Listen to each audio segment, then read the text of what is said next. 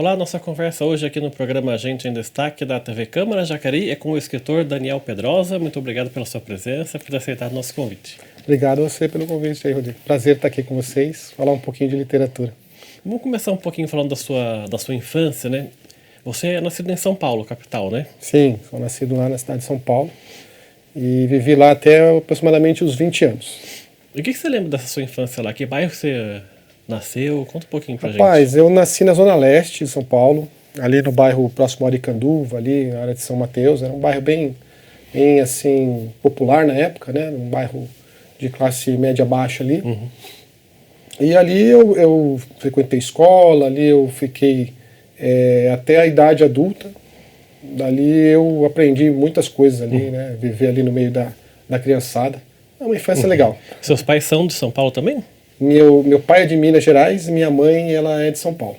É uma família de muitos irmãos, não? Eu tenho duas irmãs. Duas irmãs. Eu sou mais velho e eu tenho duas irmãs mais novas. E você vem pro Vale por trabalho ou não? Foi pro trabalho, né? Eu comecei, na verdade eu fui militar por uns 2 anos, né? Trabalhei na Força Aérea como soldado, depois como mecânico de avião.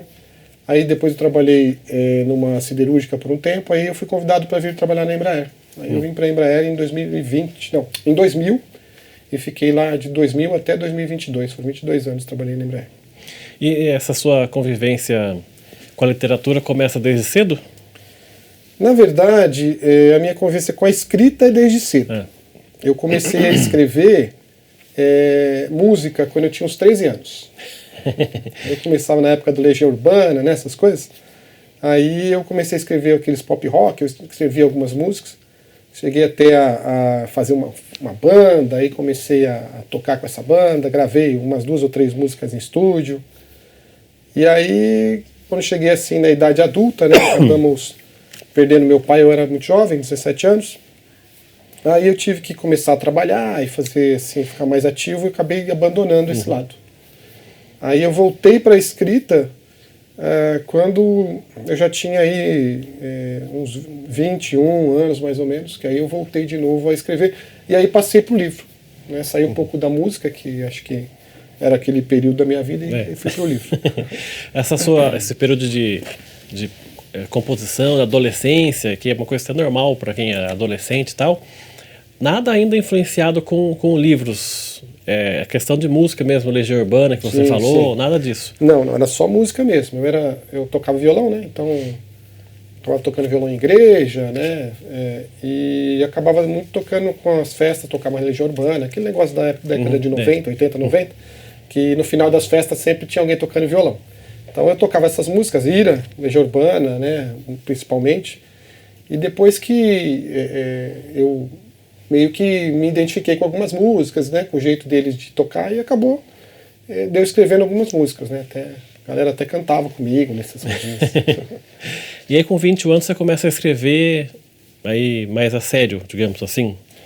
Com 21 anos eu fiz uma viagem, na verdade eu fiz uma viagem internacional a trabalho, a outra empresa siderúrgica que eu trabalhava, e nessa viagem a trabalho eu conheci uma cidade lá na Áustria, uma cidade chamada Graz, que era uma cidade bem interessante, tinha umas colinas, uns lugares assim meio bonitos, meio bucólicos assim.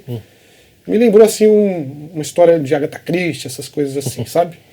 Aí eu voltei de lá e falei, sei lá, aquela cidade é tão interessante que eu vou tentar escrever uma historinha sobre essa cidade.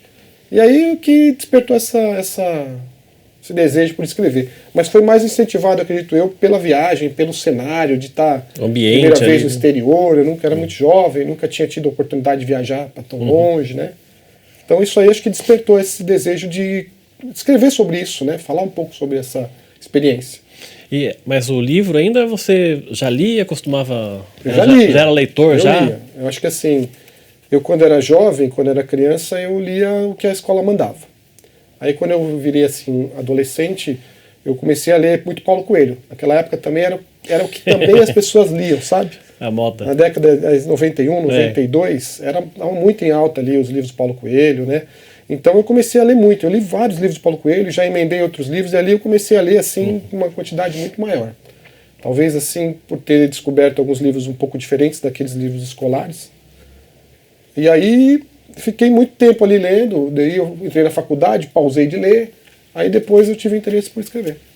E desses livros que você lia, teve algum que mais marcou você nesse comecinho aí? Rapaz, no começo, assim, talvez não tenha tido. Eu acho que o que me marcou lá, que eu gostei muito de ler, foi Diário de um Mago, do Paulo Coelho. Depois foi Bredo, O Alquimista. Esses livros realmente fizeram eu ler muito mais. Aí eu entrei muito no Isaac Asimov, que eu gostava muito de ficção científica. Então eu li uma série do Isaac Asimov, comecei a ler vários livros do Isaac. Aí depois eu comecei a ler Dan Brown e Arthur Conan Doyle, eu comecei a ler Arthur C. Clarke também. Então eu sempre fiquei ali no mundo da ficção, da alta ficção, que eu sempre gostei muito. É engraçado porque você é formado em engenharia, né? Sim. Que a engenharia é uma coisa mais de exatas, mas os livros que você leu mais jovem assim também tem uma coisa a ver com números, né? A grande maioria é isso mesmo, assim. Todos os livros que me encantam de verdade são livros de ficção científica, que falam de tecnologia, de futuro, né, de coisas apocalípticas, coisas assim que realmente envolvem um pouco de tecnologia, envolvem um pouco de acontecimentos que envolvem cientistas, né, e isso tem um pouco a ver com a engenharia, sim. E daí você começa a escrever, o primeiro livro seu que foi No Relógio da Colina, foi lançado em 2007, você começa a escrever em qual circunstância? Já com proposta de fazer um livro? Assim, não, assim, eu na verdade, como eu gostava de escrever música, o que eu passei a fazer? Eu falei assim, vou escrever um texto como se fosse uma história, né, muito por conta do lugar que eu fui visitar. E eu falei, se um dia se tornar um livro, eu vejo se eu publico. E o meu objetivo principal era terminar a história, era fazer uma história, nem que fosse para eu imprimir, eu fiz isso, né, eu imprimi, fiz uma capinha, tal, eu mesmo fiz um livrinho, tem até em casa ele, assim, que eu editei, entreguei para um amigo, tal, para ele ler. Então a minha intenção era terminar a história. Essa foi a minha primeira intenção. E eu consegui terminar, que foi a primeira jornada. Aí publicar já era uma outra questão, bem mais difícil até do que escrever, né? E como é que foi esse processo de você aí terminar o livro, querer publicar, porque é difícil, né? Todo mundo quer escrever um livro e achar uma editora, né? Achar quem publique. Sim. Como é que foi esse processo para você? Então, para mim funcionou assim. Eu terminei de escrever o livro e passei para algumas pessoas lerem. Recebi várias críticas, né? Inclusive uma tia minha falou assim, mas esse livro é muito esquisito, falta isso, falta aquilo. Né? E eu peguei aquelas críticas e retrabalhei o livro, fui retrabalhando ele até eu achar que estava num ponto que eu podia apresentar para alguém. Aí mandei para várias editoras e recebi vários nãos, porque é muito comum, né? Eles diziam que a obra é muito boa, excelente, mas no momento não estamos interessados. Que é uma carta até padrão que eles fazem. Muitas deles nem leem os livros, né? Às vezes leem uma página, depende muito. Aí o que eu fiz? Eu recebi dessas diversas editoras, eu recebi uma propondo para eu fazer uma parceria, né? Eu pagar uma parte da publicação e eles faziam divulgação e tudo mais. E naquele momento eu trabalhava, não tinha filhos e para mim funcionou. Eu falei assim, tudo bem, eu negociei um preço que eu conseguia pagar e consegui publicar o livro por uma editora que fazia uma boa distribuição. Então, para mim funcionou bem desta maneira.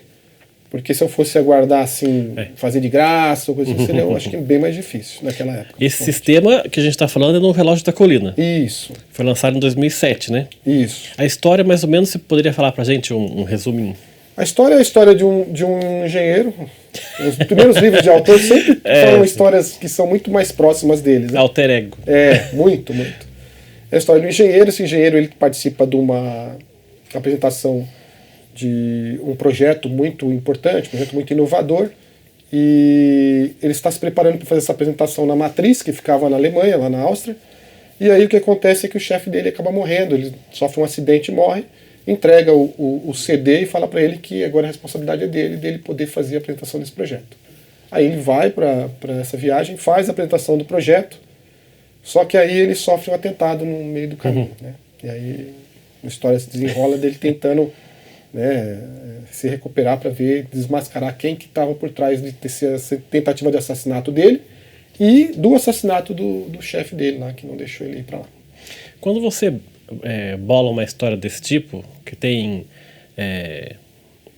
essas cenas variadas de assassinatos, perseguição, suspeitos daqui e daquela, você já imagina a história já sabendo quem vão ser os personagens, por exemplo, quem vai ser o assassino, quem vai ser tal pessoa, ou no decorrer do livro você já vem, você alterna, porque tem muito escritor que fala assim, o personagem foi ganhando vida própria, e daí eu mesmo não consegui controlar. Isso acontece, assim, de o personagem criar vida própria. Mas eu acredito muito que a história em si, ela já está na cabeça do escritor quando ele começa. Porque quando você começa, você já tem que saber qual é a proposta que você quer para a história. Então, o que eu imagino? Pelo menos para mim funciona assim. Eu vou escrever um livro que fala sobre um atentado. Eu já sei mais ou menos como é que começa e como é que termina. O decorrer da história, aí não dá para você saber, porque ninguém acho que tem uma cabeça para ter todos esses detalhes de uma vez só. Então eu acho que você sabe quem é que está sofrendo aquele atentado e você sabe quem pode ser um possível vilão. Mas toda essa história, você tem que, ao longo do livro, ela vai mudando, né? Às vezes o que você pensou muda mesmo. Mas você tem que saber o começo e o fim, pelo menos, né?